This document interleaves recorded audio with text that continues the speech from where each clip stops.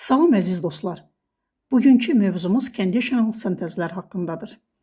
Siz ekranda buna aid bir nümunə görürsünüz. Cümləyə baxaq. If he harda, he would have passed the exam. If he buraxılmış nöqtə harda. İkinci tərəfdə would have passed olduğuna görə bu bizə söz conditionaldan xəbər verir. Buraxılmış nöqtələrin yerinə doğru variant kimi had studied seçəcəyik. Niyə? Çünki söz conditional sentezlərdə keçmişdə baş verməyən hadisə və onun nəticələri haqqında danışdıqda istifadə edirik. If-dən sonra past perfect strukturu, daha sonra would, present perfect strukturu gəlir. Əgər bu qaydanı tətbiq etsək cümlədə, doğru cümləmiz bu şəkildə olacaq. If he had studied harder, he would have passed the exam.